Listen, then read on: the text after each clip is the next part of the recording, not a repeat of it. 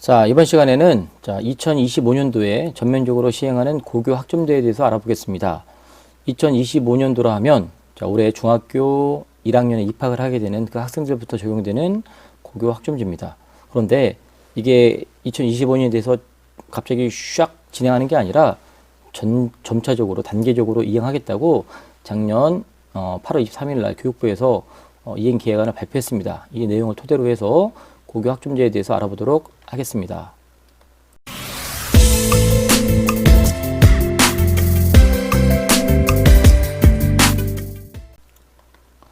자, 고교 학점제 우리 학생들, 학부모님들, 그다음에 현직에 있는 우리 선생님들은 많이 들어보셨을 건데 지금은 학점제가 적용된 건 아니겠죠. 각 학교마다 고교 학점제, 선도학교, 연구학교라는 이름으로 진행되는 학교들도 있겠지만 지금은 고교 학점제라고 말할 수가 없죠. 2025년도에 진행될 그 고교 학점제를 위해서 말 그대로 연구하고 선도적으로 진행하는 과정인데요. 자, 여기 대충 목차를 보시면 2021년까지는 제도 기반 마련. 그 제도 기반 마련 중에 하나가 2015 교육과정이 개정교육과정으로 바뀌었고요. 그래서 과목 선택권을 학생들한테 더 주고, 그다음에 그리고 진로 선택 과목에 성취평가가 도입된 이런 것들이 기반을 마련한 거고요. 그 다음에 2022년 올해부터는 고교 학점제 운영 체제로 본격적으로 전환을 하고요. 2023년, 4년 요 2년 동안에는 단계적으로 적용을 하고 그래서 안정적으로 할 수 있도록 어떤 제도적 그런 준비를 하는 과정을 이렇게 얘기하고 있습니다. 그래서 이게 전혀 생뚱맞게 진행된 게 아니라 갑자기 하겠다는 게 아니라 그동안 진행돼 왔고요. 이제 저희 학교 같은 경우도 지난 2년에 걸쳐서 고교 학점제 선도 학교로서 참여했습니다.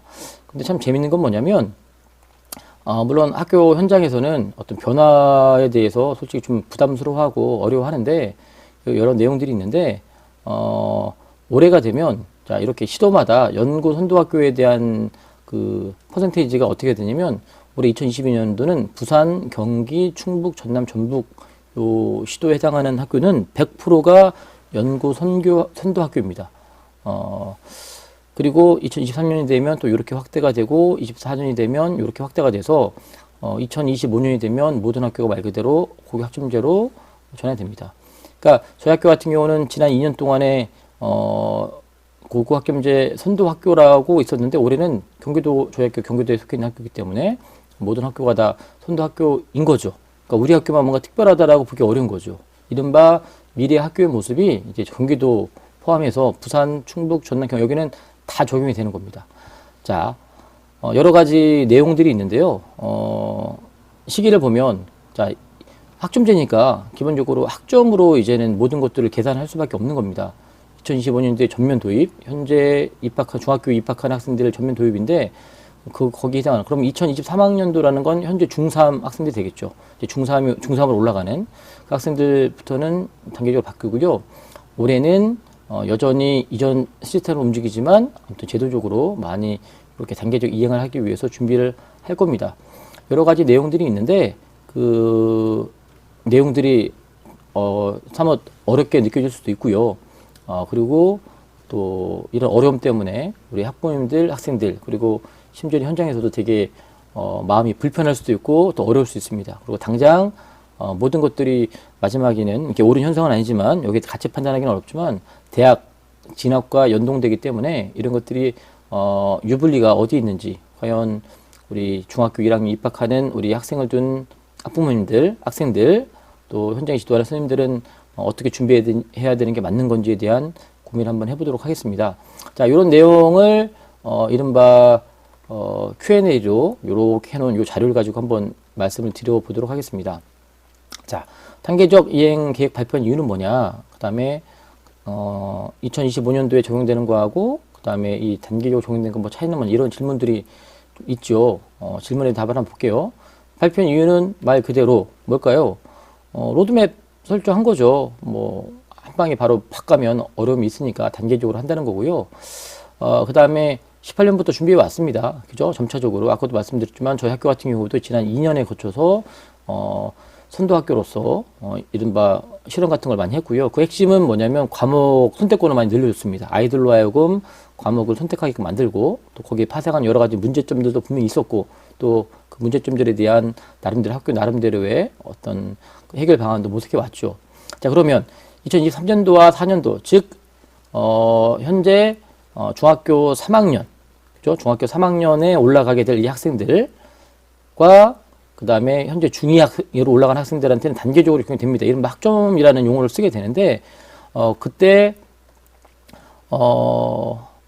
2022 개정 교육과정이 적용이 되고요. 그 다음에 미이수제, 선택과목 평가제, 이런 얘기들이 나오는데, 이런 것들에 대한 내용을 좀 얘기해 달라는 겁니다. 그러면 아까 고교 학점제에 대한 우리가 전반적인 얘기를 했는데, 가장 핵심이 뭐냐면, 2023년 고1, 현재 중3이 되는 그 학생들 같은 경우는 이제 단위라는 용어를 쓰지 않고 학점으로 바뀝니다. 지금은 졸업까지 204단위를 3년 동안 마무리해야지 졸업하는데 이제 192학점으로 바뀌는데 뭐 결국은 이전에 단위가 학점으로 바뀌는 거니까 그대로 적용하면 204단위가 192 그 단위가 되는 거예요. 204라는 게 뭘 의미하냐면 180의 교과 수업과 우리 흔히 말하는 창체 비교과 수업 24시간을 합해서 204단위라고 합니다. 일주일에 국영수사 이런 과목들을 교과라고 하는데 이런 과목들을 일주일에 30시간 배우는 거예요. 우리가 시간표를 짜잖아요. 월요일부터 금요일까지, 그럼 1교시부터 7교시까지 이렇게 과목들이 있는데 그런 것들을 다 합한 게 180이라는 겁니다. 3년 동안에. 그렇게 따지면 평균 일주일에 30시간의 수업을 듣는 거예요. 그리고 우리가 학교 다녀봤던 우리 친구들, 우리 학부모님들 기억나시겠지만 금요일 날 보통 동아리도 하고 봉사활동도 하고 뭐 자율활동도 하고 이런 거 하잖아요. 그거를 창의적 체험활동이라고 하는데 그게 일주일에 하나씩 이렇게 있게 되는 거죠. 자동 봉진이 하나씩 있으니까 총 일주일에 4시간이 되겠죠. 그래서 이거를 다 합산하면 일주일에 평균 34시간의 수업을 받게 되는데 그거를 3년간 환산한 게 204단입니다. 근데 그게 192로 줄었다는 얘기는 수업량이 줄었다는 얘기죠. 그래 교과에서 6단이 줄고 그 다음에 창체에서 6단이 줄어서 왜 줄일까요? 줄여놓고 다른 거 하려고 그러는 거죠. 그죠? 진로 탐색도 하고 또 시간표를 자율적으로 짜다 보니까 이제는 그 공강 층화도 필요하고요. 그래서 이렇게 바뀐다라는 거. 자, 2023년부터 수업량을 190분 줄이는 이유 금방 말씀드렸죠. 그전 시스템을 하면 너무 수업이 많고요. 왜냐면 선생님들 입장에서는 이제는 영어 그러면 내가 들어가는 영어 수업하는 반에 똑같이 수업을 들어가지만 이제는 영어 내에서도 과목을 따로 개설하는 겁니다. 대학교처럼 영문과 교수님이 있으면 뭐 영미 문학도 가르치기도 하고 영어 소설을 가르치기도 하고 이러는 것처럼 이제 영어라고 이렇게 하는 게 아니라 영어 내에서도 다양한 식의 영어를 하죠. 뭐 영미 문학을 가르칠 수도 있고요. 그죠? 그다음에 또는 뭐 영어 원, 영어 독해 장문 이런 식으로 다 달라지기 때문에 한 명의 영어 선생님이 여러 가지 과목을 가르칠 수 있기 때문에 부담이 되고 그죠? 또 학생들도 여러 과목을 선택하다 보니까 부담이 되기 때문에 줄여준다는 겁니다. 자, 그리고 그러면 우리가 대학교 다닐 때 우리 부모님들 입장에서는 아시겠지만 일정한 학점, 이른바 F를 맞으면 졸업을 못하죠. 그 학점이 안 나오기 때문에. 고등학교도 마찬가지겠죠. 수업을 제대로 듣지 않고 또한 출석을 제대로 하지 않는 것 때문에 그 다음에 만약에 그 과목을 학점을 이수하지 못하면 어떻게 되느냐. 그래서 이제 최소 학업 성취 수준 보장 지도를 한다는 얘기죠. 그러니까 선생님들이 흔히 말해 보충 수업을 해줘야 된다는 얘기죠. 그죠? 그런 것들도 해야 되고 그 다음에 단계적 이행기의 변화가 있는지 이것도 아시겠지만 2021년과 2022년 단위수고 23년, 24년 학종으로 바뀐다고 했는데 우리가 고등학교는 50분을 1시간이나 보고 그 다음에 한 학기가 17번 수업이 있는 겁니다. 그런데 21년과 22년에 거쳐서 이제 그 17번 중에서 한 번 정도는 좀 유연하게 운영해라. 그러니까 교육과정 유연화 정책을 좀 썼는데 23, 24는 이런 것들을 좀 일반화시켜서 진행을 좀 하고요. 아까 말씀드렸죠. 교과에서 6이 줄고 창체에서도 6이 줄었다고요. 아무튼 이전보다는 많이 줄입니다. 자, 그렇게 해서 뭐랄까요? 좀 수업을 탄력적으로 하고 또 부담을 좀 줄여주려고 하는 겁니다. 자, 그러면 자신의 진로를 고1부터 조기 결정해야 되는 건 아닌가? 기본적으로 고교 학점제가 되면 본인이 원하는 과목을 선택하게끔 하는 겁니다. 과목을 최대한 보장을 해주고 자기가 원하는 걸 하도록 하는데 당연히 내가 무엇을 해야 될지에 대한 이른바 결정, 즉 진로가 조기에 결정되어 있으면 상당히 유리하겠죠. 하지만 우리 고등학생들이 특히 고1 학생들이 17살이 된다고 하더라도 자신의 미래에 대해서 그죠? 진지하게 고민하지 를 했다고 보기 어려운 학생들이 많이 있을 수 있습니다. 그리고 진작에 고민한다 하더라도 또 답이 안 나는 경우도 많이 있죠. 그렇기 때문에 진로를 조기 참작하는 건 당연히 좋은 거지만 반드시 그래야 되는 건 아니다. 말 그대로 1, 2학년을 거치면서 또 선생님들과 학교의 부모님의 지도하에 자신의 적성과 관심 분야를 탐색하도록 한다는 얘기죠. 하면 좋은데 안 해도 상관없다. 그리고 이제 선택 과목들이 많이 있으니까 뭐 전문 교과 뭐 너무 과도하게 개설되는 거 아니냐 뭐 이런 거 얘기도 있고요. 이게 제일 우리 부모님들이나 학생들 어려워하는 건 평가가 바뀌느냐. 자, 2025년 고1부터 그러니까 현재 중3이 되는 우리 학생들부터는 바뀝니다. 성취평가 이른바 절대평가로 바뀌어요. 그러면 2024년부터 4년까지 요 단계 이 기간에는 흔히 말해서 진로선택 과목에만 그죠? 지금도 진로선택 과목은 등급이 안 나고 A, B, C 요렇게 성취평가 나오고 뭐 국어, 영어, 수학 같은 이런 과목들은 등급이 나눈다는 겁니다. 2022, 23, 24 요 3개년 동안에는 그러니까 이런 단계적 변화가 있고요. 뭐 뒤에 말하겠지만 이런 변화가 있으면 당연히 이제 등급이 안 나오기 때문에 등급으로 대입 뽑는 전형이 바뀔 수밖에 없죠. 평가 제도가 바뀔 수밖에 없습니다. 이거에 대한 얘기는 2024년도에 나온다고 하니까 차분하게 기다려 보시고 여론의 동향을 살펴보시면서 준비하시면 좋을 것 같습니다.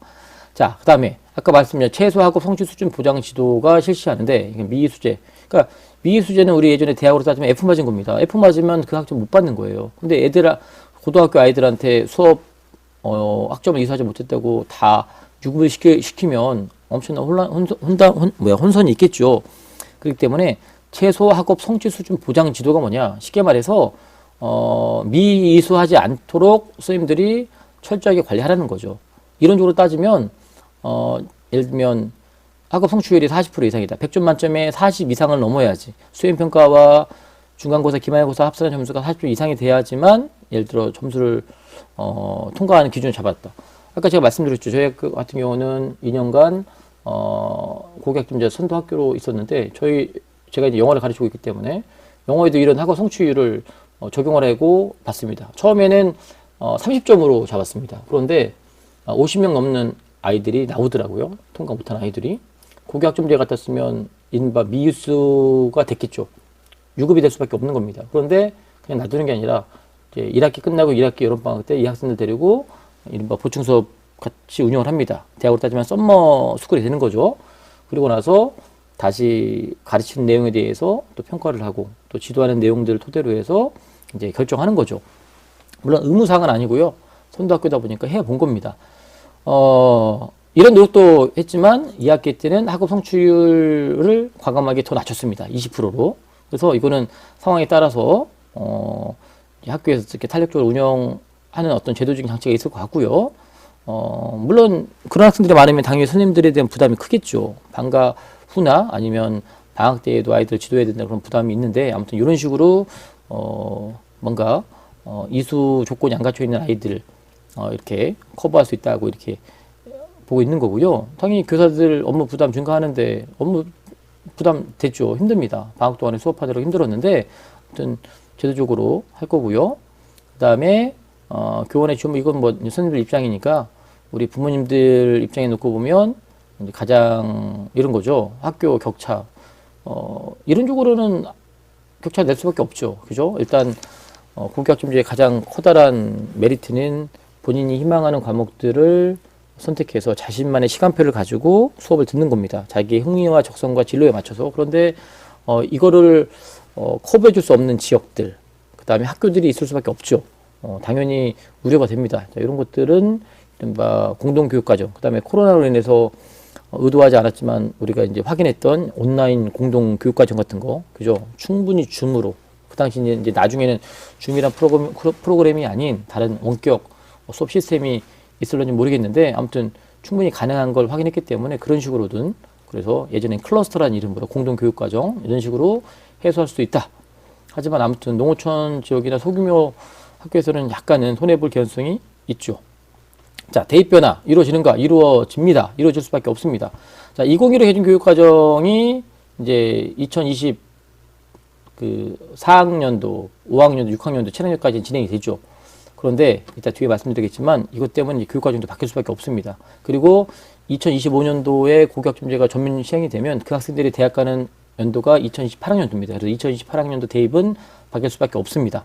그 발표를 2024년도에 한다고 하니까 잘 보시면 됩니다. 자, 그리고 교육과정이 또 바뀝니다. 교육과정은 전면적인 틀이 바뀐다고 봐요. 그런데 결론부터 말씀드리면 왜 바뀌느냐? 고교학점제를 제대로 실현하기 위해서 바뀌는 겁니다. 2015 개정교육과정을 통해서 고교학점제의 기틀을 마련했다면 핵심이 뭔가요? 뭐라 그랬죠? 선택권을 많이 주는 겁니다. 학생의 진로와 적성에 맞춰서. 그리고 2015 개정교육의 핵심은 인문과 자연이 통합이죠. 문이과가 사라지고 통합형 인재를 만드는 게 핵심이라면 2022 개정교육과정은 포용성과 창의성을 갖춘 주도적인 사람을 만든다는 목표 하에 바뀌는데 핵심은 자, 고교학점제를 실현하기 위해서 바뀌는 겁니다. 그래서 전반적으로 선택권을 많이 주고요. 초등학교부터 바뀌는데 우리 가장 관심 있는 고등학교부터 얘기를 하죠. 고등학교. 아까도 강조해 드렸지만 고교학점제를 기반하는 교육과정을 만드는 게 바로 2022학년도입니다.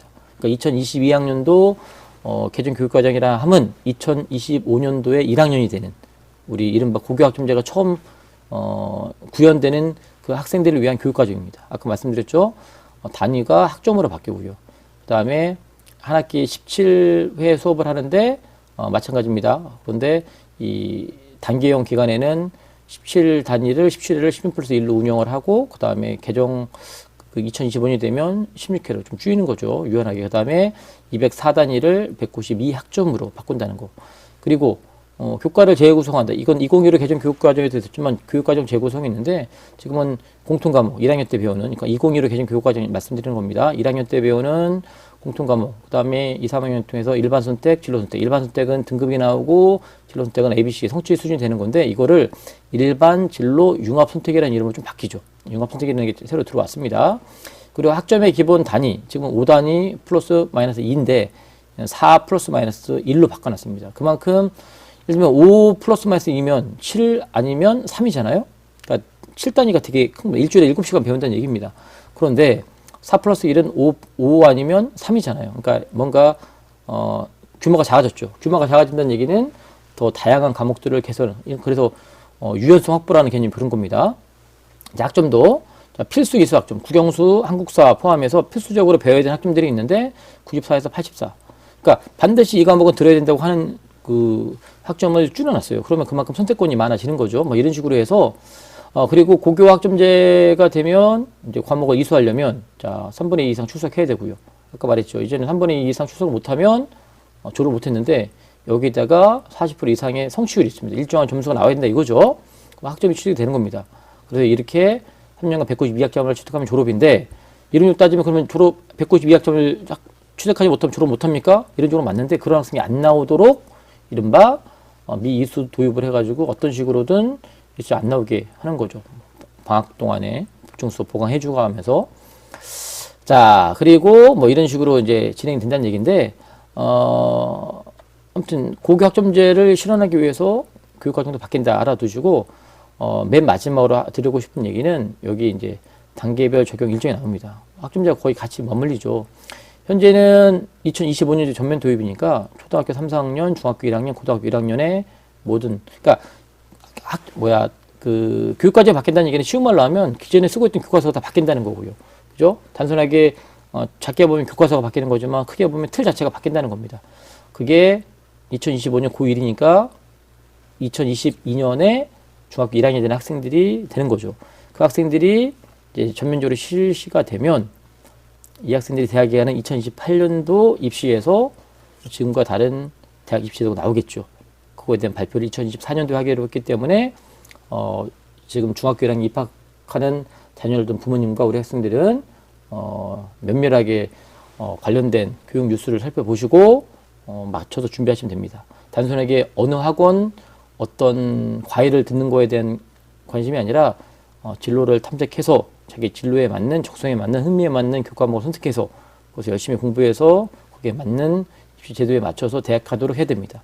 참 어려울 수 있는데 저도 그냥 생각나는 대로 이렇게 말씀드렸지만 기회가 있을 때마다 더 정리해서 더 명확하게 안내해 드리도록 노력하겠습니다. 지금은 간단하게 이 정도로 말씀드리고 나중에 기회가 있을 때 더 자세하게 말씀드리겠습니다.